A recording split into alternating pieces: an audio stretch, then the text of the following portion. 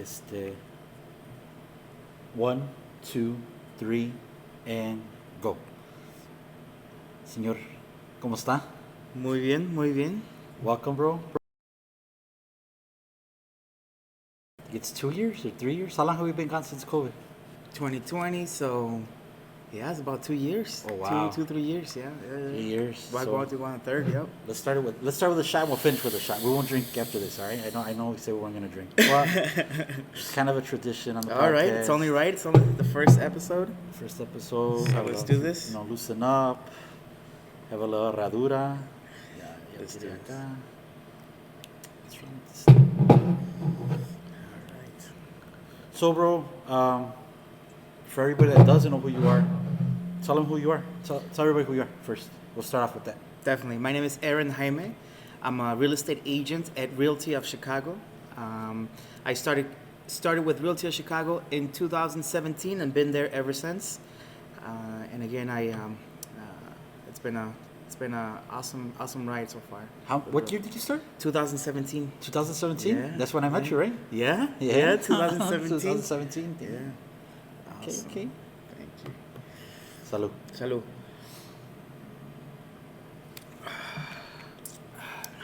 All right. Yeah. Cool. All right. Cool. Yeah. So, bro, let's start from the beginning. Like, Mm-hmm. so I like to tell people stories, because everybody always starts with, oh, I'm successful, I do this, I do that, but they never talk about how they got there or the journey from being a little kid, stuff that they learned from then to now, and the way they are now. You know what I mean? Because I feel like the way you grew up and all the trials and tribulations that you've had is what makes you the person that you are. You know what I mean? So I feel like Yes. So I like to share stories, because honestly, I learn more from people when they tell me their struggle stories than when they tell me their success stories. Because then Right. I'm like, oh man, like I went through that, Right. or oh man, that's I'm going through that right now. That's how I got, and then I find out how to get past it. Right. So, So. where were you alright. born? I was born in Joliet, Illinois. Right. Okay. 1991. Born in Joliet, from Mexican parents. At the time, my parents were undocumented, so we had to leave the country in order for them to fix their residency. Right. Okay. We had to leave the country. I was 5. I was 5 years old when I went to Mexico. We went to a state of Guanajuato. The pueblo is called Ciudad Manuel Doblado. I was there from 5 to 10 years old. I lived in Mexico. Went to elementary school there for basically all of my elementary school. Do you remember leaving? Like, do you remember when you were 5 years old? Ooh, that's a good question. I remember bits, right? Yeah. I do remember that it was a culture shock for sure, because from when I was 5, I already was exposed to the American way of living. Yeah. You go over there and it's like complete culture shock, right? Yeah. As far as language too, even though I spoke Spanish a little bit at 5 years old, whatever you can speak, the Spanish was way different from kids over there. Uh-huh. So my Spanish was non-existent, you could say, right? Right. So when I went over there, I had to learn Spanish, the proper way of speaking Spanish, and then that from that point forward, it's like I grew up quick. I don't know what it is about Mexico that you mature real fast over there. Yeah. I don't know. It's you're doing stuff at 6, 7 years old. I was going with my dad to go to work too, even though I was a little kid. I would go to school, and my dad would take me with, and to a certain extent, there's freedom in Mexico that it's a little bit non-existent over here, because you're very sheltered over here in the way, right? So I was over there for 5 years, and I grew up. I would say when I was 10 and came back over here to the United States. What did your dad work in over there? My dad, my family over there had a ranch, and my dad used to work that ranch over with the family, farming over there. So he used to run the tractor, all that good stuff.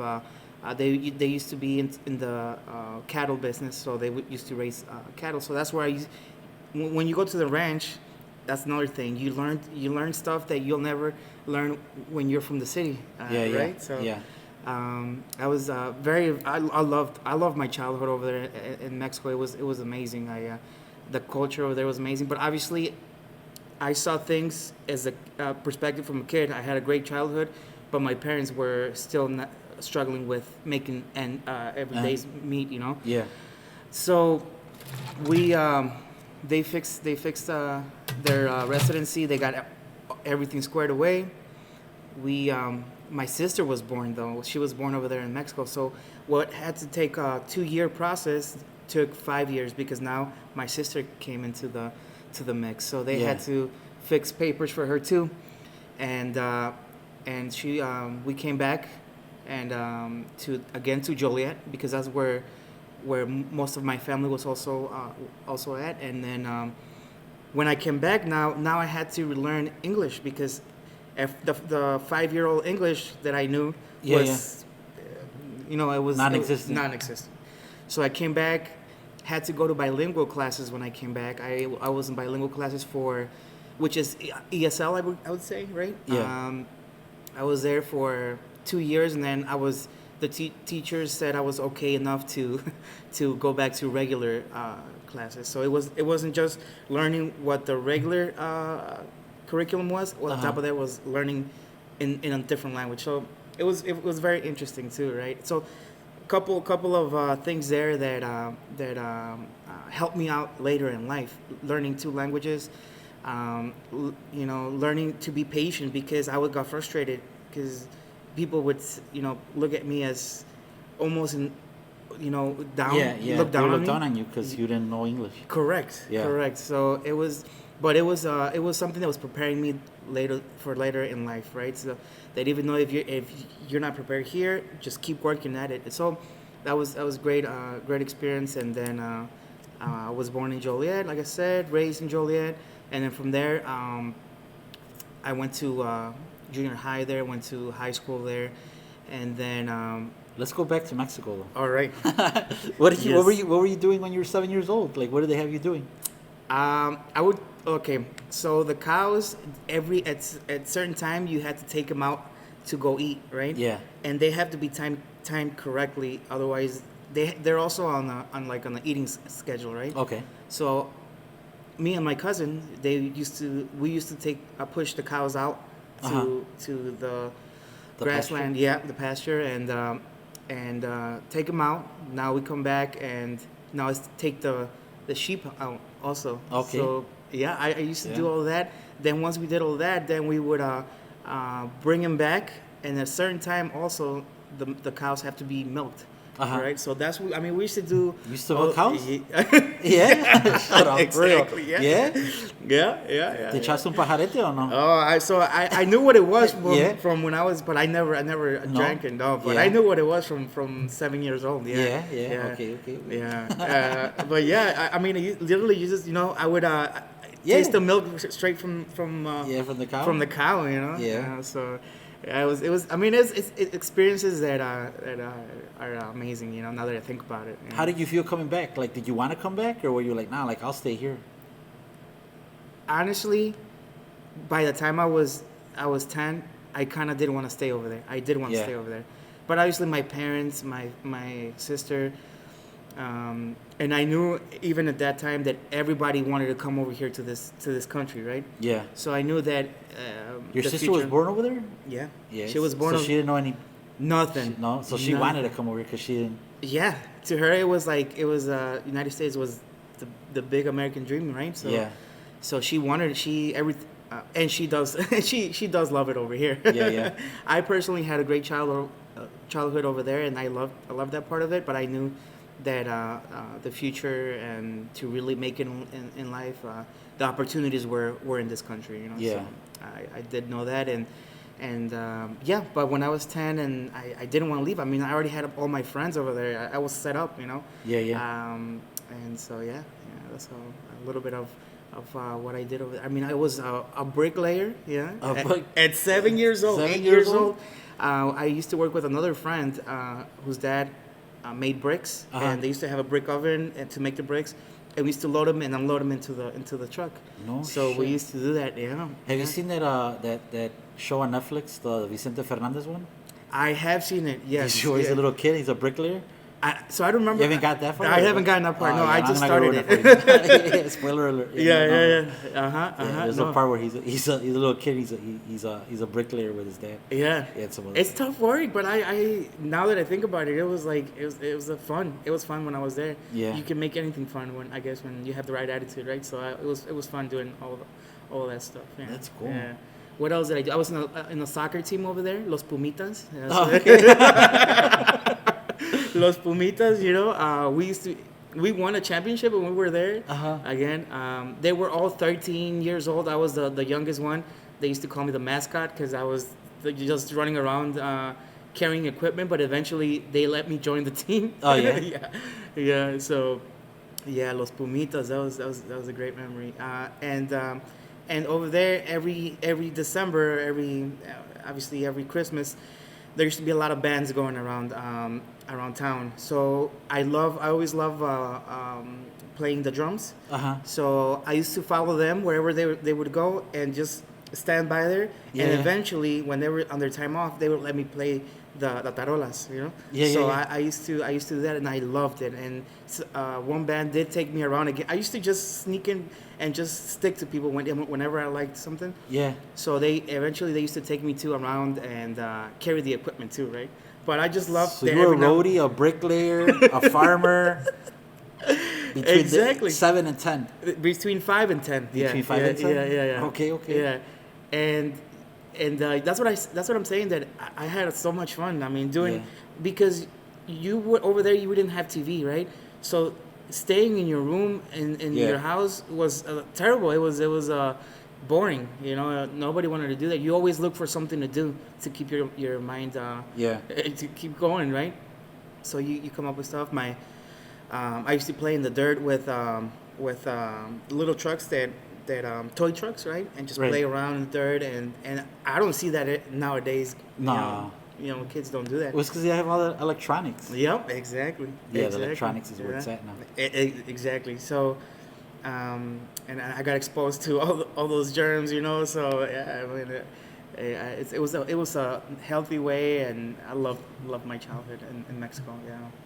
Yeah. So then when you moved here, you went to school here. How long did it take you to learn English again? Do you remember?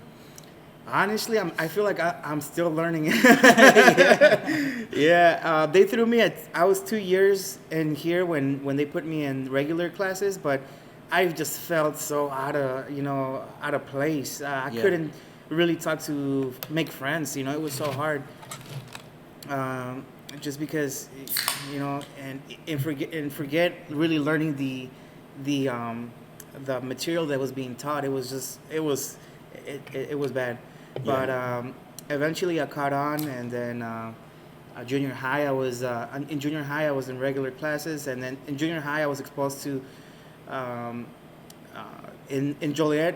My junior high was there was a lot of Hispanic people, so it was a little bit more familiar in the way for me coming from Mexico at that time.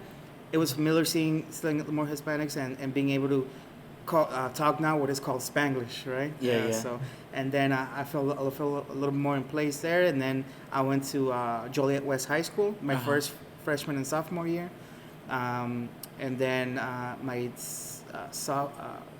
senior and junior year, I went to Joliet Central, graduated from Joliet Central. And how was it like? So you were 10 years old, you came back already, you had done hard labor in Mexico and everything else. So when you saw the kids here, were you like, man, these kids are soft, or was there any other kid from Mexico that you stuck to and just had So when I came stories about Mexico, about So how when I came easy back, these kids have it? I was in bilingual classes, so those kids were were going through the same thing that I was. So when I was there, it was still very, very, and it was very similar to what I was going through. But then when I went to the regular classes, it was very, very different. Very different. Soft could be a way. They were just not exposed to what I was exposed, right? So it was way different. Yeah. Did you play sports anytime? In junior high or high school? So soccer. You were soccer. You were the Pumita from... Yeah, Los Pumitas, right? In Mexico. But when I came over here,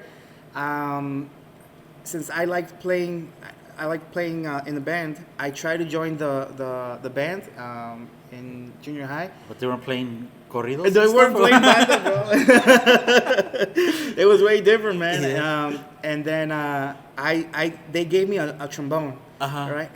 And I always been vertically challenged, right? So I was always on the smaller side, right? Yeah, yeah. And this trombone is like this thing, big, right? yeah. So I came over here and it starts snowing, and I used to walk to the bus stop. Uh-huh. So I used to carry this thing that was always my size, still to the bus stop, which was like I would say like 5 blocks Why away. did they give you the trombone? I don't know, because they go for tryouts, and then they give you certain things for you to try out. And I wanted to do the drums, Yeah. but everybody wanted to do the drums, so Yeah. they couldn't put everybody in the drums. So they put me on the wind section, which is the trombone, and I gave it a shot. But that year I went.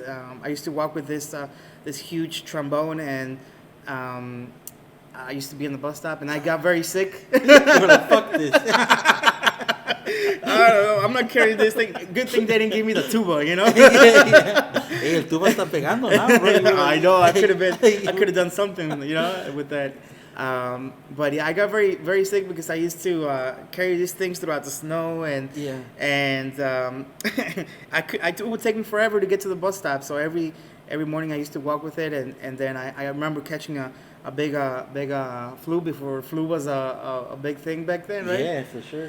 And I got sick, and I was like, I'm not going back to doing the band. So Yeah. right? So but then after that, I tried soccer, Uh-huh.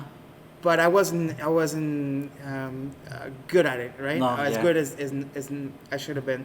And then I went into during high school into boxing, and that's the sport that I really liked. Yeah. And I used to box during my high school years a little bit. How long did you box for? I think I was like 16 when I started boxing, and then stopped when I was around 20. Yeah, so 4 years. 4 years is a Yeah, lot, yeah, bro. Yeah. How many? Did you have any matches? I just had exhibition matches. Exhibition? Yeah, exhibition. How did you matches. do? I went good. I went Yeah? good. I mean, I never lost.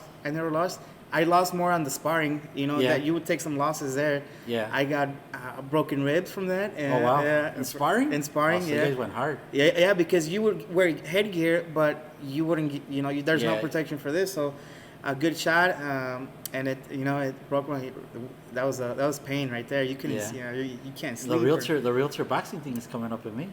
I know. Yeah. I'll probably jump on it.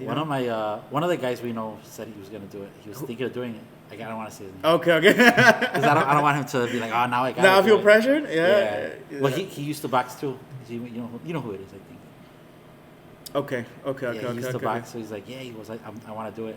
Yeah, and I saw the email too the other day, so I was like, oh, it's cool. We were gonna do it in 2020, no? And that's when this whole thing. There was 2 people that were gonna do it in 2020. I hit up David Diaz. Hey, I'm going to the gym. Oh, you did too, right? Yeah. There was a bunch of people that were gonna do it. Yeah. Yeah, 2020 hit, man. That was Yeah. crazy. That was just a crazy year. Yeah. We'll get back to that right now. So then, all right. So then you box. Why did you stop boxing? At 20, Ya empezaron a doler los chingadazos. at 20, I started going to EMT classes. Okay. Which is to be A paramedic. eventually to get the paramedic license, right? And I didn't have time to keep going with boxing, so that's one of the reasons I stopped. But Yeah. I wish I would have kept going. But the thing is, you don't play boxing, right? No. There's no playing. There's no taking it easy or something. You just gotta Yeah. go hard, right? Yeah. So I stopped doing that, and for my EMT. Yeah. Okay. Yeah. And what made you get into EMT? I wanted. So to, let's go back to high school. Okay, First. All right. okay. So then you went through high school, everything else. You graduated. What did you want to be when you were in high school? Like, what did you think? Like, man, this is what I want to be. So in high school, I wanted to be So in high school, I wanted to be airline pilot. An airline pilot. I wanted to be a pilot, Okay. right? Okay.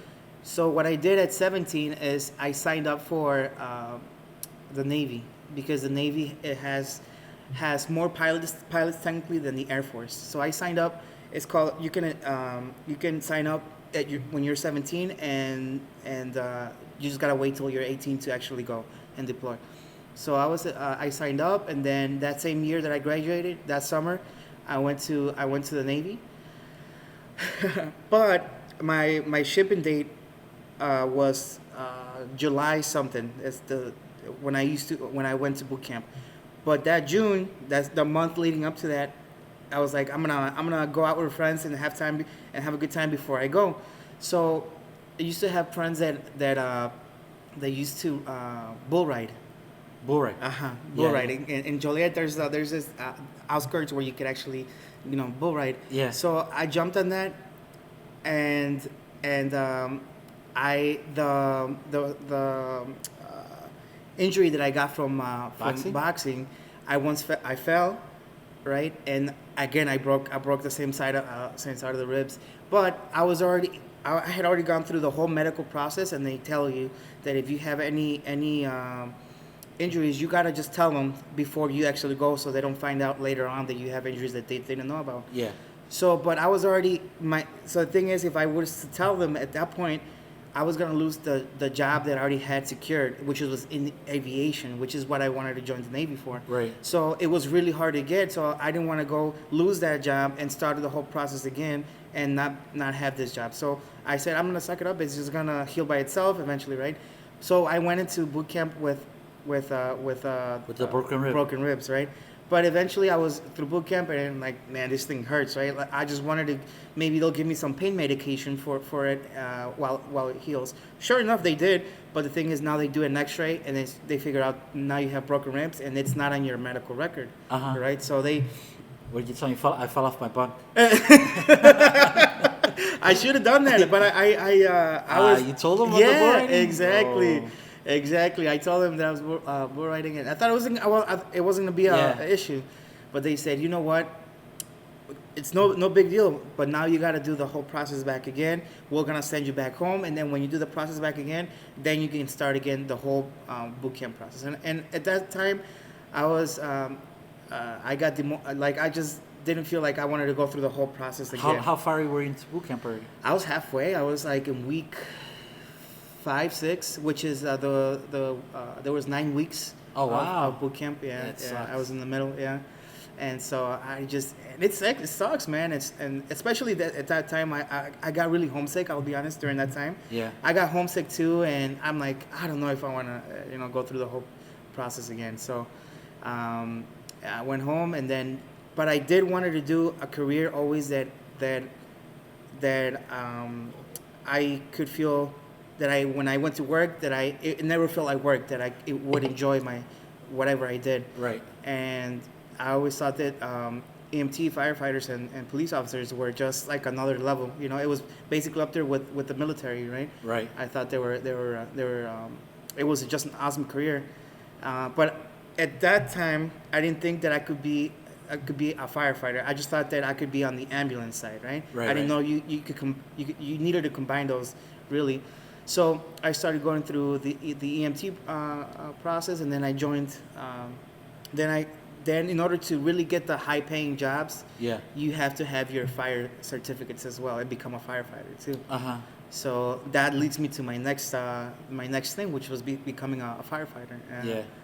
So. And that's how you became a firefighter. I honestly, I never wanted to be a firefighter. Yeah. I just wanted to be on the ambulance when I started. And now that you're on the firefighter side, would you still want to be on the ambulance, or would you rather on the fire? That's very a good question. Now that I've been on the ambulance side, I love the firefighting way more. It's more exciting, no? More exciting, so ambulance, the EMS personnel. I would say that 80% of the calls that you do get, it's not life and death what you might think, right? So a lot of it is getting up at middle of the night, 3 a.m. To do minimal stuff. Yeah. Not that it's not an emergency, but it's just not life threatening. Right. And whereas on the fire side, every time you get deployed or you get called, you going for something fun. Car accident. Structure fire and stuff like that. So. The academy for that stuff, was it easy after going through boot camp almost, or? It was easier in a way that at the end of the day, of boot camp, I could come home and kind of,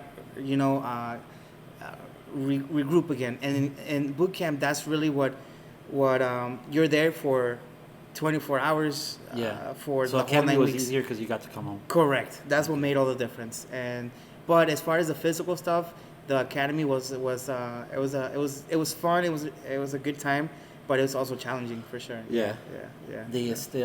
What was your first call? Like your first? So did you become an EMT first, or then or straight to fireman? I was an EMT first. How so long, I started how long were you EMT for? I started. I got my EMT in 2000, I believe, 12. Oh, okay. 2012, and I was on the private sector side, which is transfers from One hospitals hospital to hospital? hospitals, Okay, right? I seen those guys. So, but that's not very exciting. It's just transfers, doing transfers, right? Yeah. But then eventually, I was able to jump on a 911 fire department, where we actually used to run emergencies, and I used to be just on the ambulance side when I started. Okay. Then eventually, I was able to jump on another fire department where I could be on both sides, the fire side and the EMS side, and that's where I got to then eventually do the firefighter side. Yeah. Yeah, which was it's definitely more fun for sure. Yeah. What was your first call? You remember your first fireman call? Oh, firefighters call. I would say it was honestly. I would say if I remember right, it was a fire alarm. Someone's firehouse? So a business, the fire alarm went off, and we had to go check it out, and it turned out to be nothing. Fire alarms just go off all the time. Really? So, but that was my first call as far as like being on the. What was fire your truck. scariest call? Scariest call? We were like, oh man. I don't know if it was the scariest one, but one that really comes to mind was a car accident where we arrived on scene. It was a head-on collision. We go to one of the cars, and this older woman was there.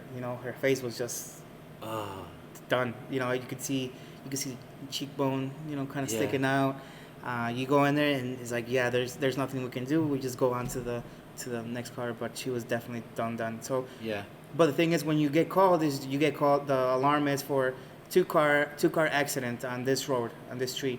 And when I went there, you don't expect to see what you're gonna see, and it just it catches you a little bit off guard, but you're already throughout all this time you're like preparing yourself mentally to eventually that you're gonna see this. But that was desensitized. Over time, right? Yeah. But when you go in there, and that was the first car accident where I was like, So. Any big cool fires that nobody was harmed? It was just a big, massive fire. Anything cool that you remember like that? There was an interesting one that doesn't happen a lot right now, but since batteries are becoming really lithium batteries are becoming more and more popular with technology. There's a warehouse in the fire department that I work with, where it was full of batteries. But the thing is, there's no real way to turn off battery fires. So that's another thing we're facing right now with Teslas and all these electric cars. That once they turn on fire, it's so hot that water does not turn it off. Is that when they use the foam? You could use foam. I mean, they tried everything. We tried a lot of it. It was a learning experience for all the fire service. Actually, our chief goes through around the nation, giving talks about how to further become better at turning. So if a Tesla starts on fire, it's not easy to turn off then. It's not easy to turn off, exactly, because shit. the water will start. Because with humidity, batteries actually start. So it's like a grease fire. So there's actually with foam you can attack grease fires, but the thing even with you can't smother it with foam, with all the humidity that comes with the foam, because in foam there's also water. that water will make the fire worse. Worse. So when we went into, it was a big warehouse full of batteries. We go in there putting water on it, and all it's done is turning the other batteries around, turning them off, because with the humidity now, it makes a short circuit between the batteries. Yeah. And they start going off. So we were making the fire actually worse. So that fire lasted for about 3 days. The warehouse just kept that and they just what they did is no more water. They just shut the whole that whole area of the city down, so nobody would go in, and they tried even putting sand on it, put in to smother it. Yeah. And it worked to some extent, but really there's now the next best thing is to let it burn its fuel off. But really, there's really no like instant way of turning those things off. Yeah. So I know, like, when I used to work in so I used to work in IT for a company, and they used to have like data centers and all that, and they had something where it would suck it was like a spray or something, but that would like suck the oxygen out of the room to turn off the fire. Would that work with that? If you're able to get a complete vacuum. A complete vacuum. Right. If you're able to do that. It. But exactly. But the thing is, it's so that's. Do people know this? That's crazy. Exactly. That's why the fire service. That's why the chief is going around, because it's going to become more and more. That's a huge. Imagine how many car accidents are out there. So Teslas are going to start crashing eventually, even though they have all safety features. Yeah. Exactly. Yeah, but even then, like, you know how many, bad things people could do if they know that? Like, that's crazy. I did not know. I've never heard that in my life. So what does he tell everybody? You just gotta let it burn? You gotta let it. Yeah, you gotta let it burn. You have to still have a water hose close by in case it catches other things that you could turn it off. But necessarily putting water on it it's not the best solution. There's really no way. Mm-hmm. So it's crazy that with all this battery powered cars that there's no perfect solution for that. Yeah. That's wild, because now they want to put those batteries in houses. Exactly. And they're bigger batteries, you know what I mean? Mm-hmm. And they're like, oh yeah, we're gonna put these. Or I think Tesla already has them, like that little battery pack, those battery things. Correct. In houses. Or like Google, I think, has them or something like that.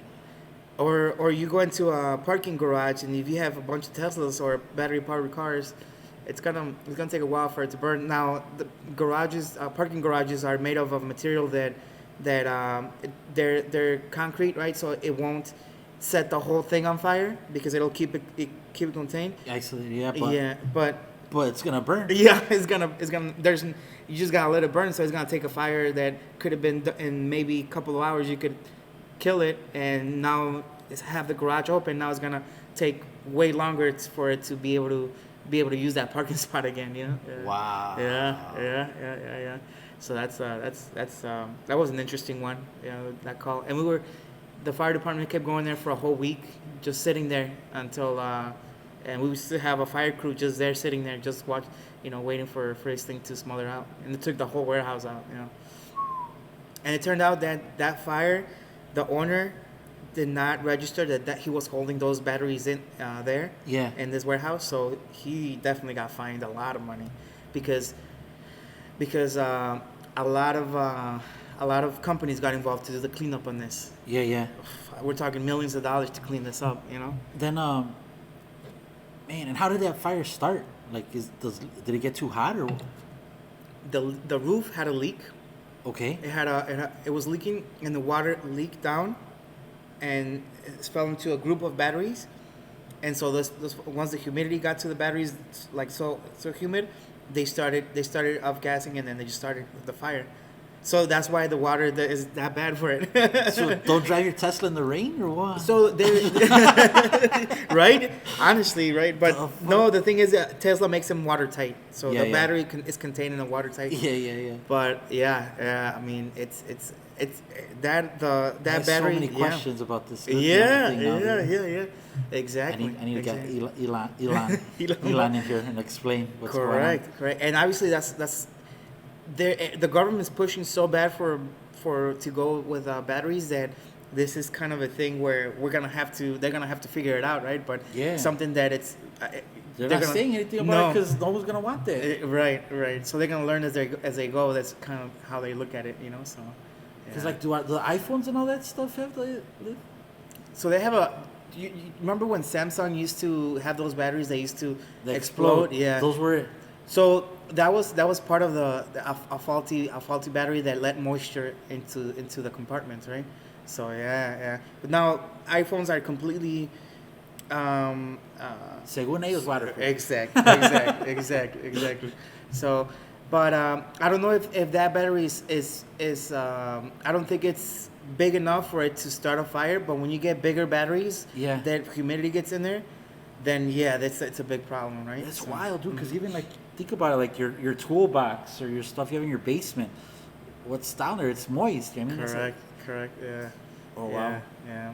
So that was one of the interesting I'm not calls. getting no lithium tools now. So then what happened? Like so then you became a firefighter, all this other stuff, and then did you how did you jump into real estate? That was my next question. Good. So my uncles were, even though they came from Mexico, they over time they bought real estate, right? So they came up on money when they started buying their real estate. They had bars, and so I always saw as that the goal was to get into real estate that was, to me, was like the sign of that's what you're supposed to be doing, right? Or the sign of success, right? Yeah. So one of my uncles had a big like, I would say 12 unit building in Joliet. Oh wow. And so everybody, looked at him as like he was doing it, because from coming from Mexico here, working a hard labor job, to now owning this 12 unit property, he was doing it. And so I always knew that's what I wanted to do, but I wanted to do it, also have the job that it gave me the money, I guess, to eventually own real estate. Yeah. And even though I love firefighting and EMS, unfortunately they're not getting paid as much as they should. Yeah. Right? So for the stuff they do. So I wanted to figure out a way where I can jump into real estate and also have the money to because if you don't have the money, you can't buy real estate, right? Yeah, So that's true. So I jumped into I met with my tax lady, and she was also a real estate agent. So she told me about how she was doing, and then I was like, you know what? Let me learn about this and kind of go this route so I can get into real estate. So, and sure enough, that's when I make the slight turn to real estate. I still do the firefighting. I still do the EMT. But real estate is my full-time gig, Yeah. So jumped to that in 2017. Do you want to go that route now, or yeah. Okay, so how I learned Unless about you got another really cool story. Man, that's a lot of things, right? But it just right now it leads me to that part where Realtor of Chicago in 2017. Nobody was really doing social media how Realtor of Chicago was doing it. Right. In 2017, I saw that Realtor of Chicago was putting out videos and it was Hispanic owned, right? And when I saw that, I was like, if he can do it, in this case Eddie Garcia, right? Yeah. Then it leads there's a path for me that I could go that way too. There's a path already made. I was into boxing, so I followed on Facebook, I would say it was, or Instagram. I followed David Diaz. Okay. Which is the boxer that professional boxer that fought Manny Pacquiao too, right? And he was with Realtor of Chicago at that time. Yeah. So I followed David Diaz, and I saw that he was putting videos about Realtor of Chicago.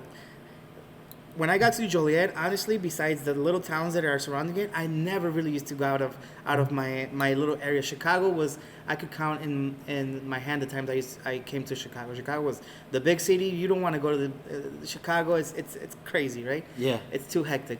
So then I'm like, you know what? I really like this company. Obviously, I'm gonna interview a lot of companies to see which one fits me. But I kind of already had my mind set up, right? Yeah, yeah. So then I saw that they were opening. I started following David Diaz. I already followed him, but then I started following Eddie Garcia. Uh-huh. Then I started following Janet Cos. She was also on one of the big ones at that time.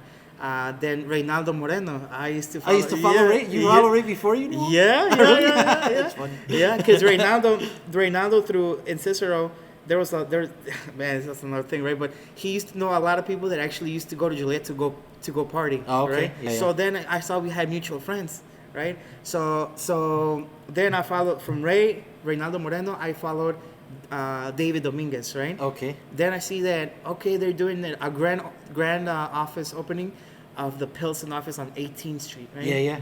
So I'm like thinking, wow. I was thinking when you interview a company that they're interviewing you to see if they can hire you, right? I was still thinking of from an employment. I didn't think that as a realtor you choose the company that you want that is a good fit for you, right? You're almost there. You're almost interviewing them to see what they do for you. Right. So I go to Pilsen because they're doing the grand opening. I'm thinking they're gonna need realtors. Yeah. So if I have a shot of getting in, it's gonna be at this office. So I go, and when I go to the Pilsen office, I mean it was 2x4s everywhere. Like it was exposed. There was no office. Yeah. It was just open. It was just open office. I'm like, wait, I thought it was the grand opening, but it was the grand opening as far as they got the office, but now they still had to. That's when they had signed the contract. The lease. Yeah, do you remember? You remember that video? Yeah. You know, so and I remember seeing in that video what now I know is Martin Pantaleon, Paulie Escamilla, and all those the original squad of Realtor Chicago. You know? And so I went there. I didn't think that going to Berwyn I had a shot of getting in, so I went into Pilsen. I go in there and I just see there was not even a desk. There was just chairs. And then David is like, "Can I help you?" He's like, "Yeah, I'm here to I just I'm working on getting my license. I'm almost done.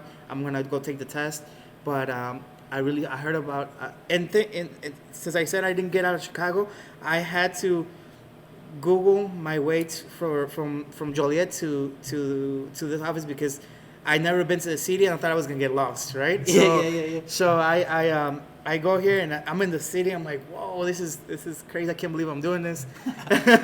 I've never been to the city, and now I'm looking to interview for Realty of Chicago, right?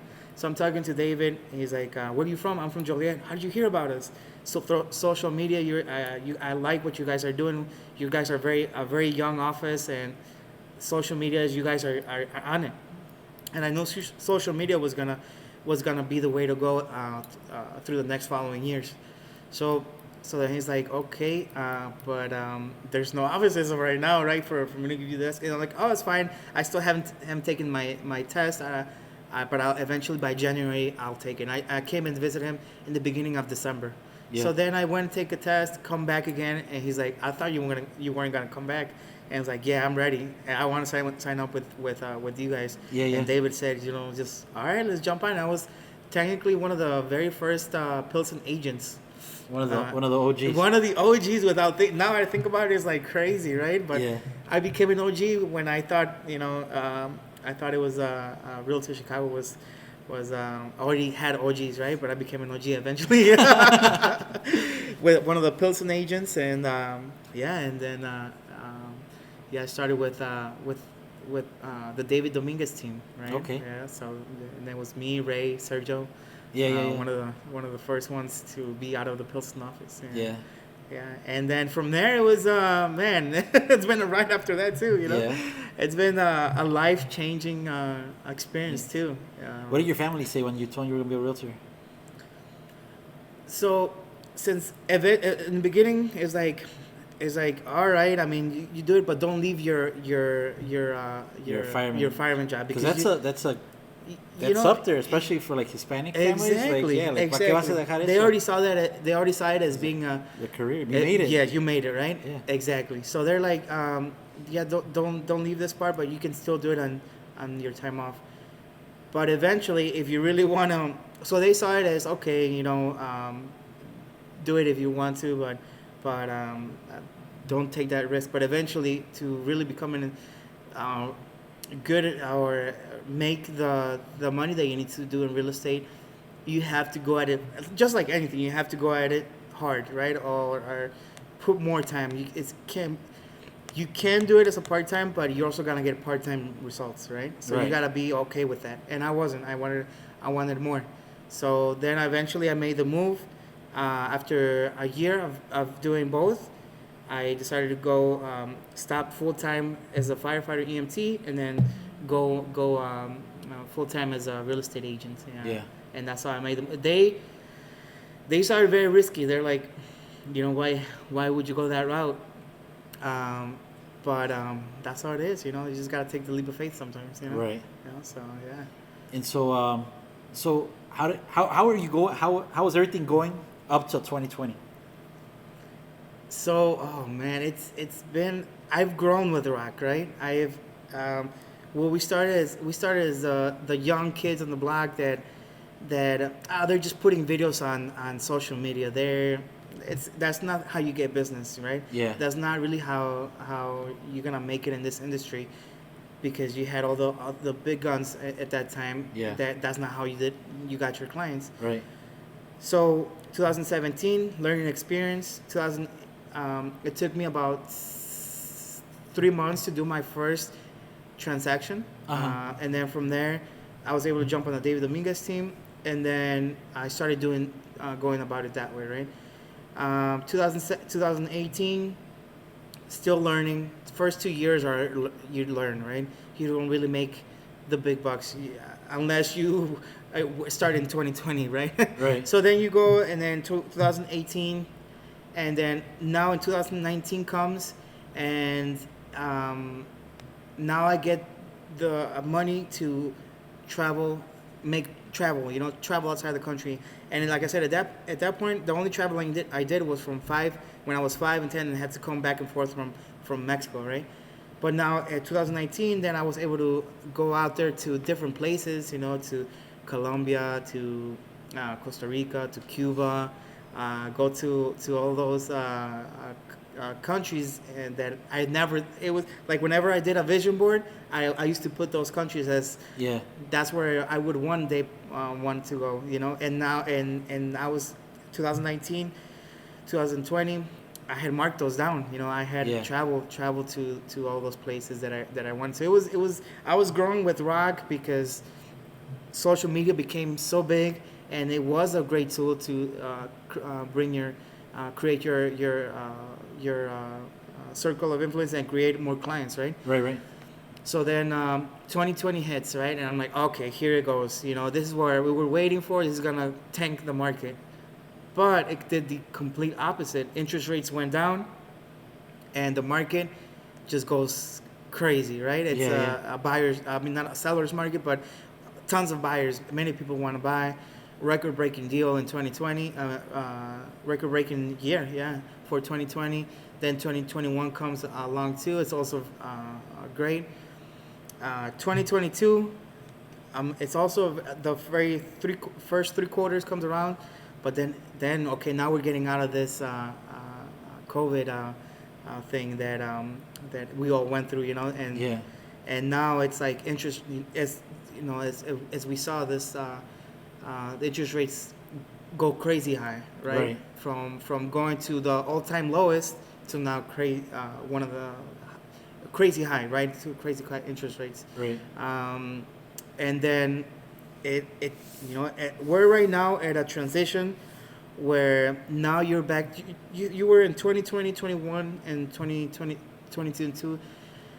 Realtors were getting clients left and right. Yeah. And comes around 22 and 2, the end of 2022, where we're at right now. I like it because I like this market because now as a realtor you have to provide value. You have to. Yeah, it's just not cualquiera. No, Just, yeah. and in 2021, 2022, George Schmo, they just got their license, right? Yeah. Was getting clients, right?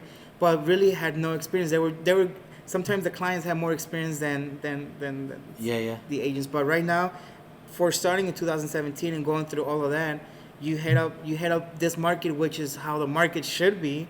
I think it's a correction, and I think it's where it should be.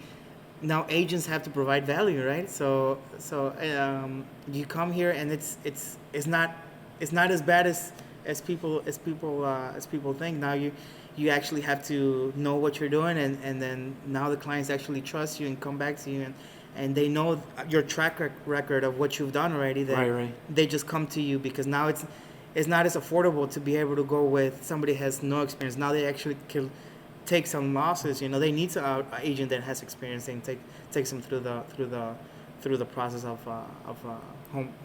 home ownership. Did you when 2020 hit? Did you start working like, or how did it affect you with the fireman stuff? Honestly, 2020 was very busy with real estate. I still kept my fire department job because I really do love the job, and Yeah. that's amazing too. Like when I go there, I still do like maybe one shift per week, right? Okay. And when I go, it's like that's my day of kind of like relaxing, not relaxing in the way of I'm just gonna lay there, but relaxing in the way of it switches it up from real estate. Yeah, your all mind. the pressure that comes from real estate and doing in a way a little the stress that comes with having to work everything out, all the problems that come along with a real estate transaction. Now you go into this, and this is like my switch to focus on this, and I loved it. It just worked out so good. I just love how Yeah. things are working out for me. Being able to do that, being able to help out people on their worst day when they're calling 911 and the worst day of their life, and then also when you come over here and help them out with the most important purchase probably a lot of families will do in their life, right? Right. Both very important. You're like it, right? You're the person that has to perform, but I love to perform. I love that pressure and on both sides, and it's just amazing that I can do both. Yeah. So, and that's where we're at right now. I mean, I love what I do, and in that the people can tell that I love what I do, right? So it's when I'm doing it, they also just it works out for both for everyone here. So I'm very blessed to be able to do that, So. Did you ever think about going back to piloting or taking piloting classes? Yes, and I'm gonna do it. I'm Yeah? gonna do it, but it's gonna be for a private pilot license, just to be able to do it recreationally, right? Okay. Not to do it as to work for an airline. Yeah. Just to be able to do it for fun, honestly. Yeah. They already looked into it and Yeah. where I can how much it costs. It's about $10,000 to get your private license. Oh, wow. And pay for fuel, all that good stuff, and how many hours you got to do to get your license. So I looked into it, and that's something I'm definitely gonna. Yeah. That's in my vision board. That's That's another thing. Yeah. You talk about vision boards. Do you do them a lot? Yes. Honestly, Yeah. this year I did it with Lydia. Uh-huh. Lydia from Bay Equity. Yeah. Shout out to Lydia. She put the whole thing together, and we were able to do a vision board, and one of those goals is to buy a multi-unit Okay. building. So all the plans, and it does help. It just puts like a direction It's arrow. like a business plan. Business plan. There it is, right? But you just do it for your entire life. For what do you think? What do you want to do? Traveling is also in there. Maybe I want to travel across the pond, go to Europe. Go to Thailand. I think somebody's over there right now. Thailand. I've been there twice. It's good. How was it? Huh? Culturally, like, it's just you know what, I feel like it's like, so I used to go to Mexico.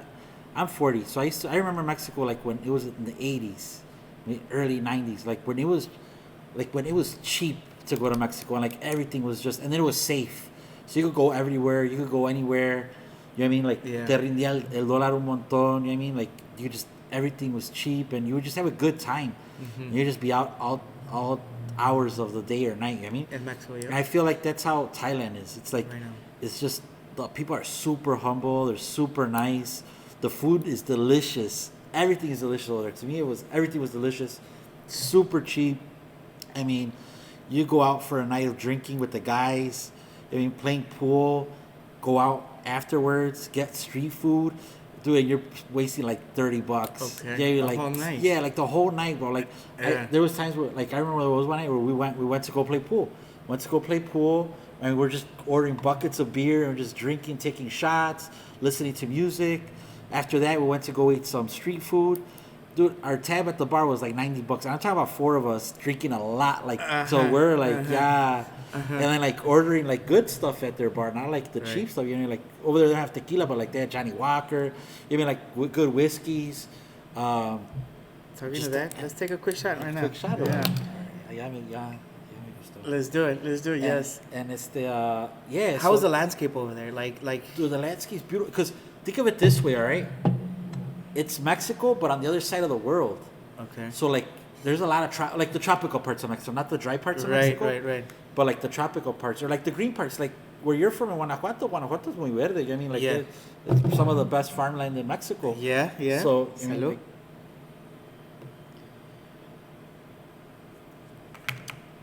so it's like that. You'll see nopales growing. Like, so I went to Vietnam. I went to Thailand, Vietnam.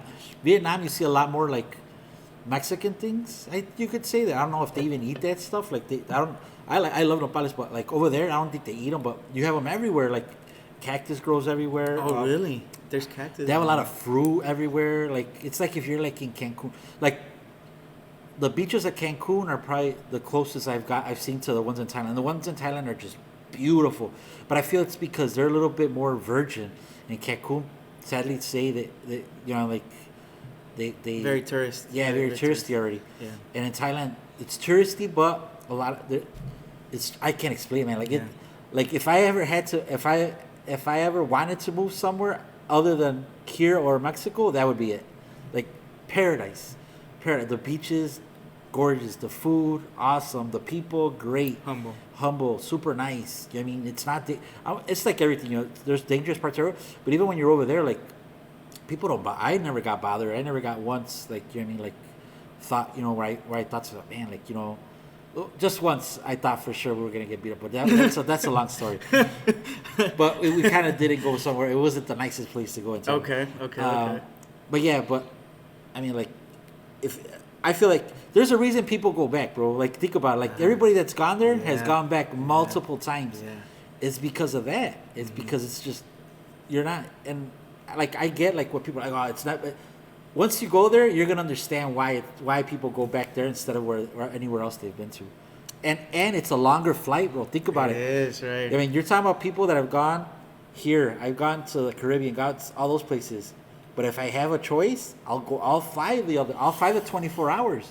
You just gotta try Colombia, maybe. You just gotta try Colombia, you know. I gotta go family friendly locations now these days. So maybe, you know, maybe Wisconsin Dells is in the future. Mexico, Aguascalientes, you know, Cancun, okay. All right, stuff like that. But for you, I highly recommend Thailand, South Thailand. Movies. You're living in a movie. Mm-hmm. You're literally living in a movie. I mean, you're living in a James Bond movie. Have you ever watched the movie The Beach with Leonardo DiCaprio? Yeah. That movie's filmed there. Once you go watch that movie and then go to Thailand, and you're gonna understand that movie 1,000%. I mean, like, it is. You go there, bro, and you're living an actual movie. You're like, that stuff.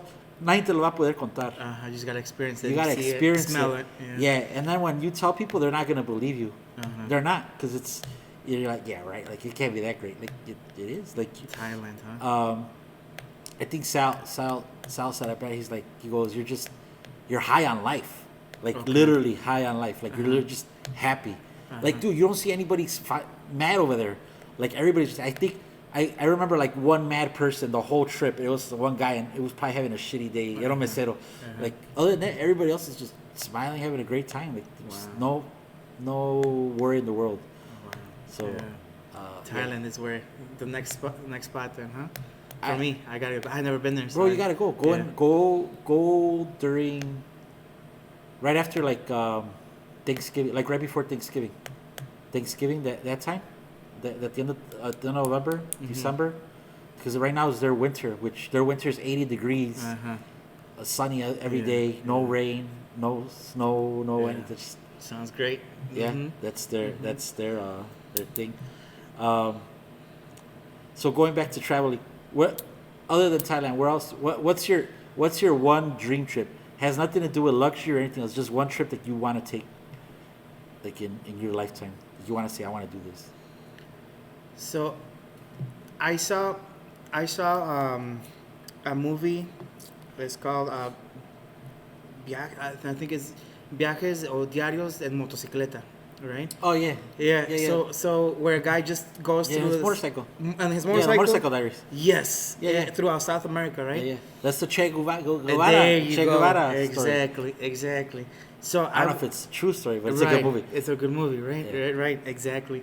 So I would want to go throughout all of South America, and explore things like that. Like I just want to be out in the random, like in the place where you're like, how did I end up here talking to these people, right? So that's what I did that. Oh, really? Yeah, I did that. I when I turned 30, that was my first world trip, and I went to. I left here. I flew to Amsterdam. In Amsterdam, I didn't like it. I wanted to go somewhere where I didn't feel comfortable. That was my whole trip. That was my whole goal for that trip. Okay. I didn't want to feel comfortable. I didn't want to feel comfortable. I just wanted to feel something different. Okay. You know what I mean? So I went to Amsterdam because I was thinking, Amsterdam's, crazy, blah blah. It was nothing, bro. It was like, honestly, it's a nice city, but it was nothing out of the ordinary for me. Like Okay. I felt like I was the bar district on the north side. You know what I mean? Kind of thing. Yeah. Okay. It felt safe. You wanted to feel in danger. Yeah, I went to Dubai. I was in Dubai. Dubai when it was still Muslim, like a Muslim law kind of thing. That was a little scary. There was a couple of times that it got a little scary. Back then, you saw like the I don't know what they would call them, like the religion police. Oh, like really? guys like in black SUVs, all blacked out, that would be following you or watching you. I got some of that, but still wasn't too scary because we weren't doing anything anything dumb that would get us in trouble. Right. We kind of already knew. I already kind of knew what to do and what not to do, or where to go, where not to go. And then you're Mexican, so you could always be like, "Oh, no, I'm from Mexico." That's always a plus when you're traveling in the world. That you go somewhere where they might not like Americans as much. Yeah. Right. Especially at that time. You know what I mean? Like the war was going on and all that stuff. So that I went to Dubai, and then in that same trip, I went to Abu Dhabi, went to Qatar when Qatar it was barely being built. Okay. And then I went to Thailand. Okay. Wow. I went to Okay. Thailand that trip. So you were one of the first pioneers to go to Thailand, right? Yeah. Okay. And then This was 12 years ago. you brought the message over here, huh? Dude, when I told everybody, like, you guys got to go to Thailand, everybody was like, nah. And like everybody, even like when that movie The Hangover came out, and they were like, that movie didn't do Thailand justice. Like Thailand was I feel like it's calmed down more the last time I went, but the first time I went, it was wild. It's more touristy now. Like back then, it was Thailand. I mean, like it was like cool. Like yeah, it was dope. And then, but we still felt kind of cool. I mean, like me and my buddy Benny, we would walk through dark alleys, just looking for trouble. See, like, all right, let's see what's gonna happen. Let's go down this alley. Saw some weird stuff, scary stuff, but nothing like, you know what I mean, where we were like, all right, we're scared. That same trip, we ended up in Vietnam, and when we ended up in Vietnam, Vietnam was the one place where we got to where we didn't feel comfortable anymore because no one spoke English. Went to a part of Vietnam. It's called Vung Tau, and it's a fishing resort. It's a fishing town. It's all the way in the end, like by the ocean, and I wish we would have stayed there longer just to get to know it more. But we went there. We took the Mekong River, I think it is. We took it on a turbo boat from the old ones from the war. So it's like a boat, and it's like a hydroplanes over the water. Okay. But it's like a jet engine. But Okay. dude, like that thing, like you hear like the engine, the turbine, and you feel like the water. But like any wave, like it starts like losing Oh, control. okay, So they okay. let the turbine go, and it sinks into the water again. Because it's the boat with like the things sticking out of the water. Right, So you're like right. skipping on the water. Alright. So we took that crazy boat ride there. We fight, and then they put you like in that boat. It's like a capsule, because it's like a capsule in the front room, and a capsule in the back. So it's kind of like if the boat lopsides, you're not getting out of there. Like I don't know, those things are crazy. Went through there, then we got there. When we got there to Fung Tao, nobody spoke English. We the lady at the hotel. So we got off the boat dock. We showed the people where we're staying. The taxi took us there. When we got to the hotel, the lady didn't know English. The girl didn't know English, and she's like, hold on. They brought a girl that kind of knew English. Mm-hmm. She gave us a card to the hotel, and she's like, look. She goes, if you guys get lost, excuse me. She goes, if you guys get lost, or if you need somebody, just give the taxi drivers this card, and they'll know where to bring you or where to take you. Oh. So he goes like, but don't lose this. So we were like, what the hell? Like, where did we come? Uh-huh. And then, so me and Benny go exploring, and they had like, you know how like in Mexico I forgot what they call them, but like like the pier, like they're not piers, but they're like just walkways. You know what I mean, like on the lakes or on the presas. Like everybody has like the food stands and everything. Okay. Forgot they have a name for it, but so the walkway, and we were just walking the walkway, and all these people are like grilling, and each stand had like had beer, was selling beer. So we're like, oh, let's get a beer, let's sit down and have a beer. So we're having a beer, and they were like, well, dude, we could walk with the beer, right? Because everybody else is selling it, so we should be able to just walk with it. So we're walking with it, and when we're walking with it, people are looking at us, and they start like telling us stuff, but they're in their language, like we didn't know what the hell. But they look mad, they didn't look happy. And then we're like, dude, we're trying to figure out. We're like, man, maybe they're mad because we're walking with the beer, and we're walking past their thing, or we couldn't figure out, man. So we're like, you know what? Let's chug our beer, throw it out. We ended up going to restaurants. Nobody spoke English. We ended up at one restaurant. We finally had a waitress that spoke English. Uh-huh. She was cool with us, and she ended up being our guide for a couple of days at that place. She's like, oh, I'll take you guys around. And yeah, she took us to bars and everything else. And people, dude, we were probably the only people that they had ever seen maybe not American. So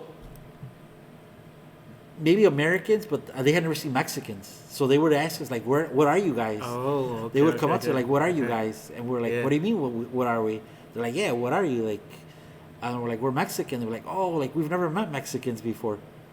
That was the one time that I felt like out of place, but it was still like at the end it was still a cool feeling. We're like, man, like So you know, what was the reason why people were? I have no idea. No? we didn't even ask. Right? We Oh. figured it was maybe because we're walking past like different booths and everybody had their little territory. Mhm. You know, like I don't know. We just yeah. Or maybe they were just saying stuff to us that we didn't know. Yeah, I don't know. But I felt like that was the one time, and yeah, it was cool. And we ended up at a bar at night in like a dark alley. They took us to a bar, and we're like, man, like this is it. Like they're gonna rob us here. Walk into a bar. It was a long bar like this, but it had a pool table at the beginning, a massive pool table at the beginning, and then at the end of the bar, at the pool table, there was like a little seating area, and then there was a bar. At the front of the bar, there was this big white boy with a cowboy hat on. Mhm. He had this girl with him, and we look at him and we're like, man, like that guy looks white, and we're like, hey, what's going on? He's like, he looked at us weird, like, hey, what's going on, guys? We're like, yeah, like he was from Texas. Mhm. He used to work the oil rigs there, and he ended up because they have oil rigs right off the coast right there. He's like he ended up working the oil rigs, fell in love with the girl he was with there, and he ended up buying that little bar. What? And he works on the oil rigs, and she runs the bar The for bar. him. That's the life right there. Yeah, it was cool. Wow. And but yeah, dude, if you go to Vietnam, I went to Cambodia too. Cambodia's wild. You want to go somewhere wild, where the wild west, where it's still like you want to go somewhere where nobody's gone, bro, and you want to go there, go to Cambodia.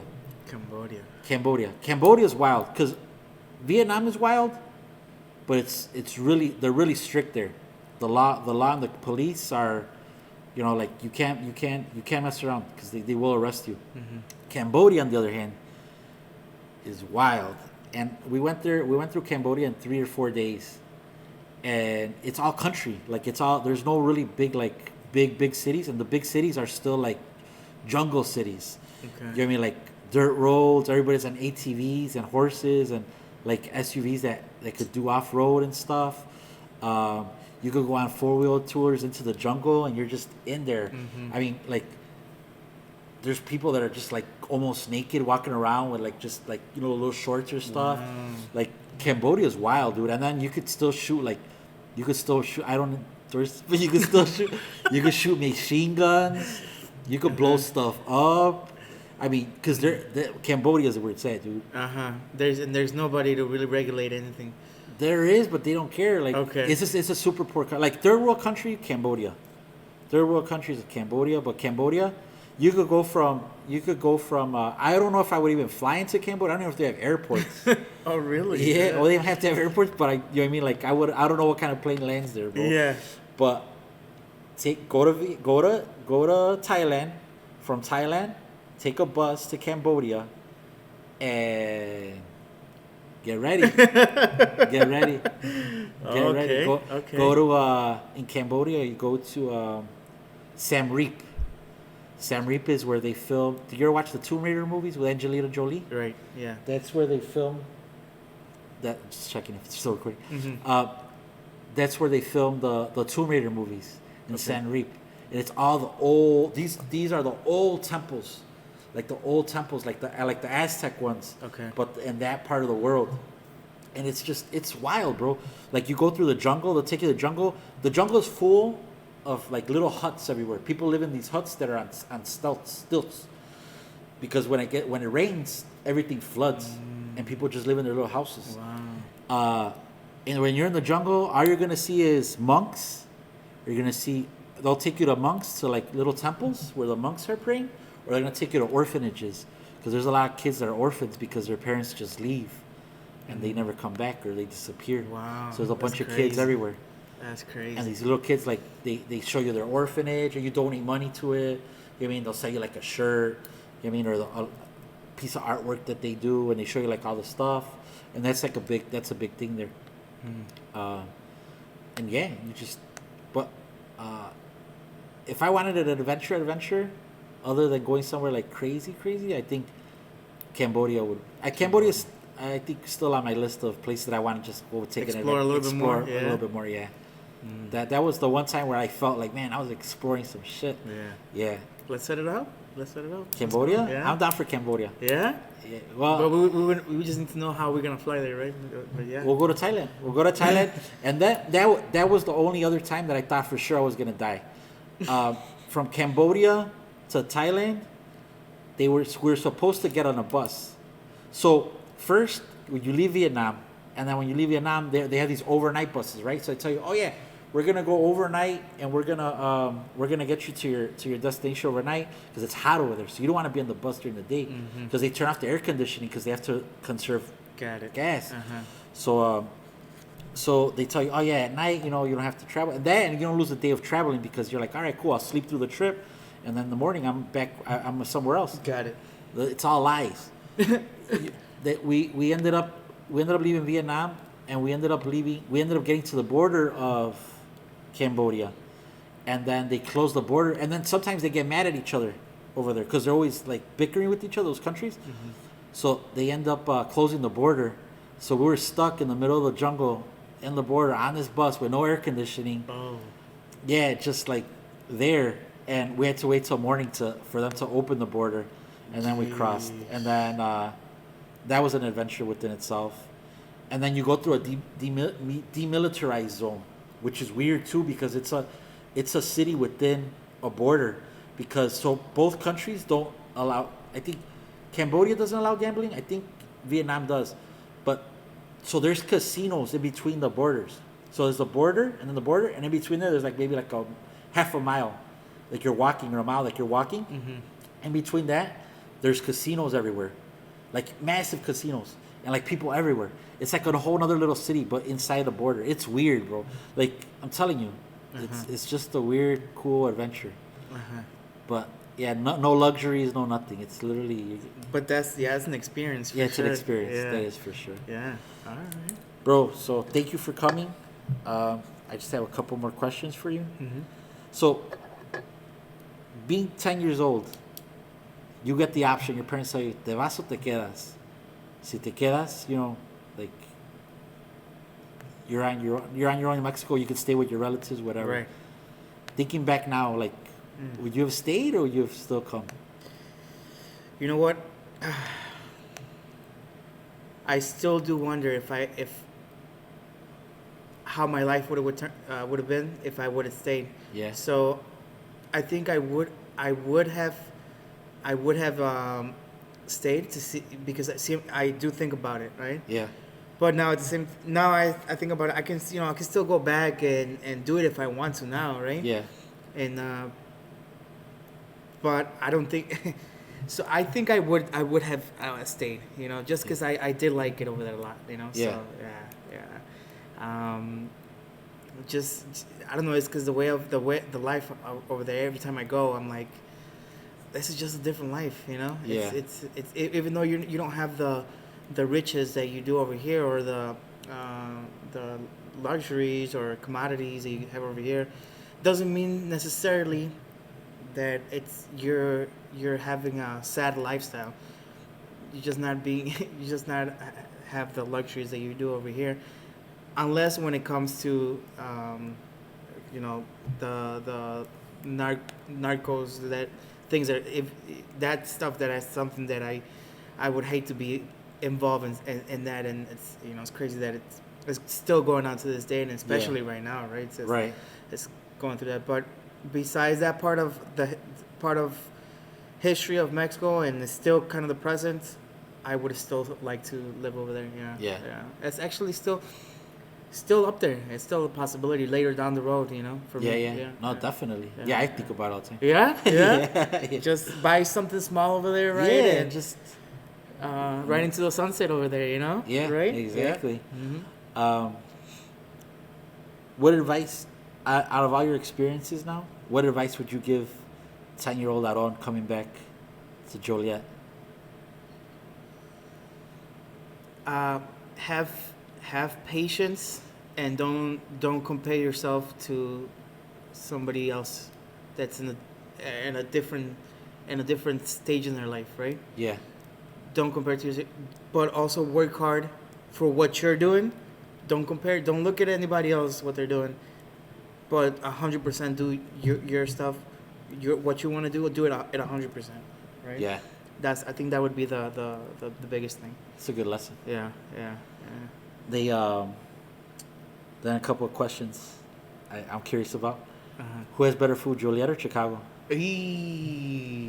Oh man, not my hometown. Or is it just different? You know what? No, Chicago is just so big, and Chicago just has so many restaurants, and it's. I think Chicago's up there with.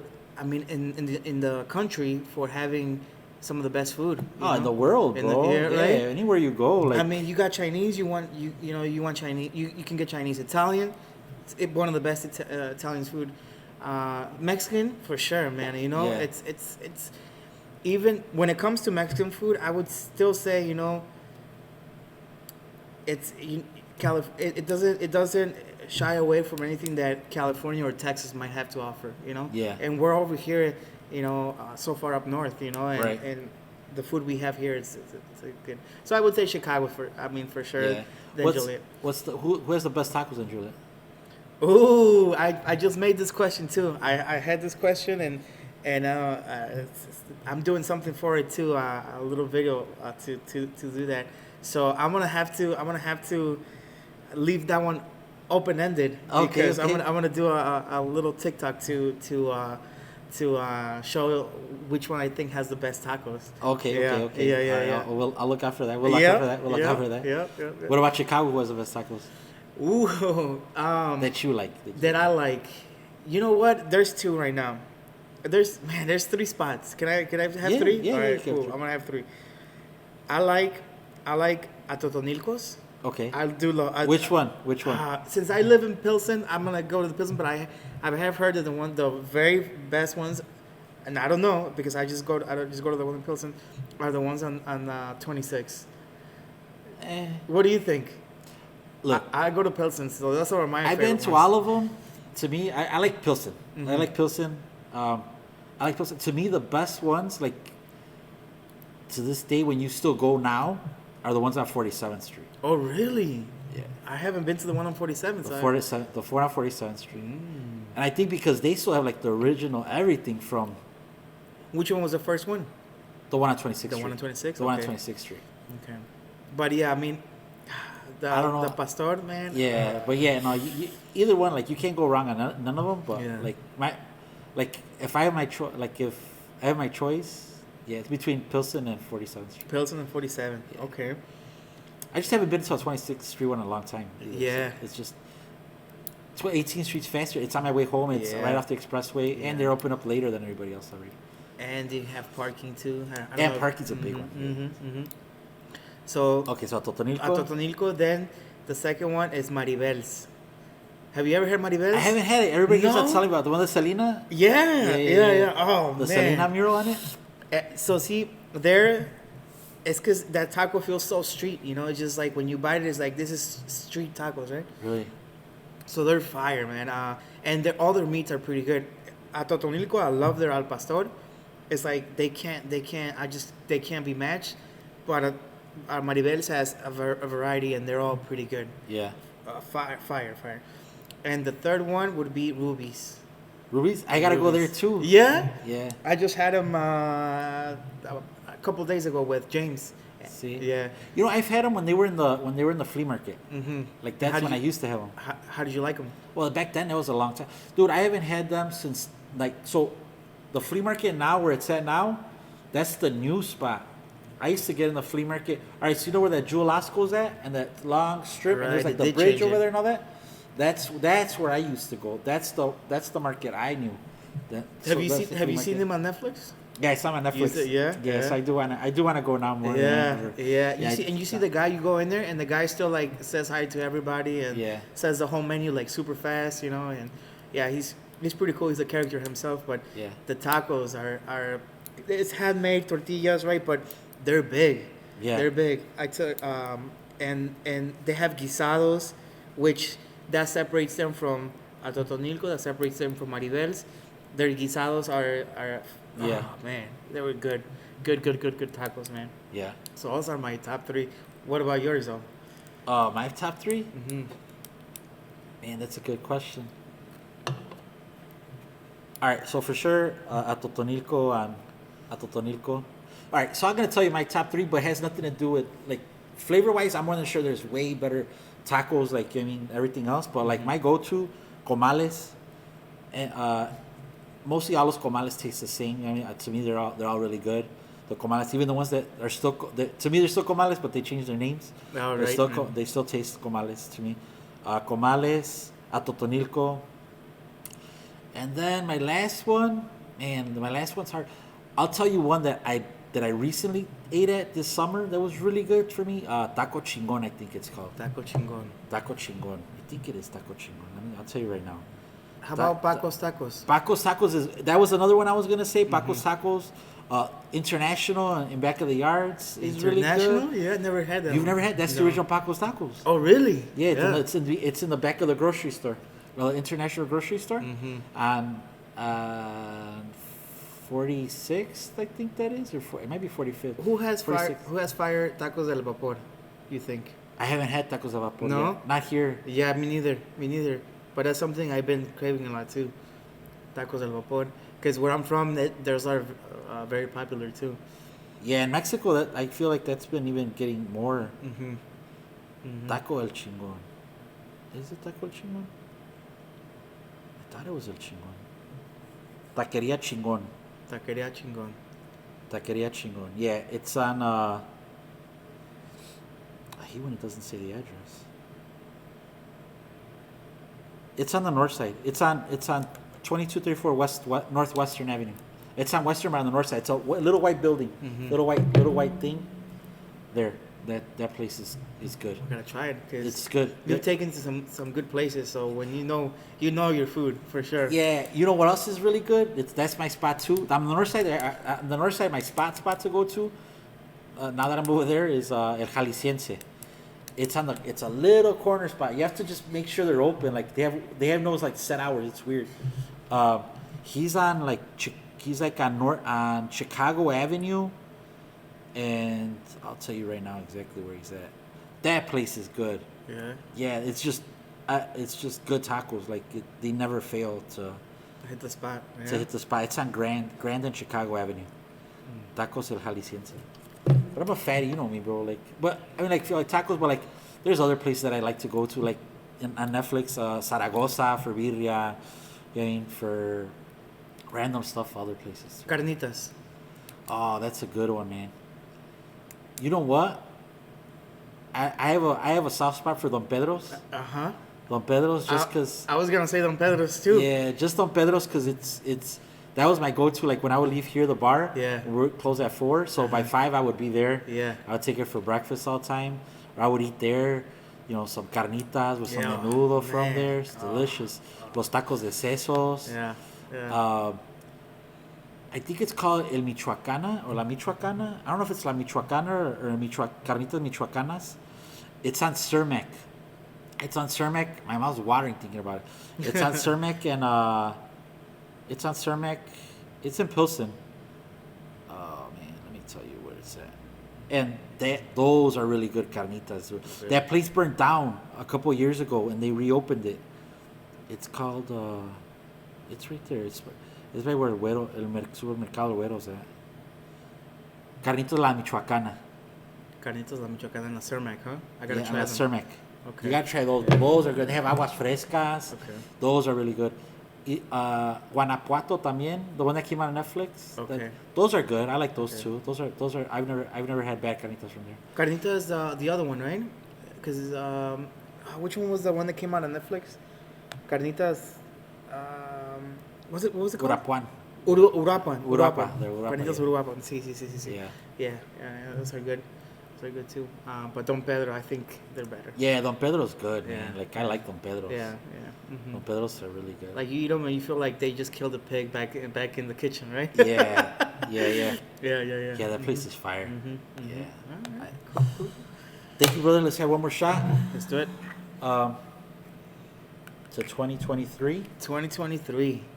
Yes, I'm excited about this year, man. It's one, it just feels like we're able to now officially, even 22 didn't feel like it was still like going forward from the pandemic, and I feel 2023 now is like, all right, like Like there's no more excuses. no Like, excuses. No excuses. Yes. Now let's get everything back to normal. Yes. Or kind of to normal, and everything. And Or it feels let's like the future has started. Like it's a new chapter from here on forward. Yeah. I feel like 22 still had a little bit of the. Well, you know, because 2022, like, without realizing it was a long year. And two, like, I look back on it, like, we were still, like, at this time, people were still freaking out about COVID. Yeah. You know what I mean? And Yeah. people were, like, a lot of people weren't trying to go out. There's a lot of people that were just getting COVID for the first time. And, yeah, and this year, yeah. It just okay. Now we can, in a way, leave that behind and then look forward. You know, It's the future. so that's why 23 is our year. 2023, year of the Jordans. Yes.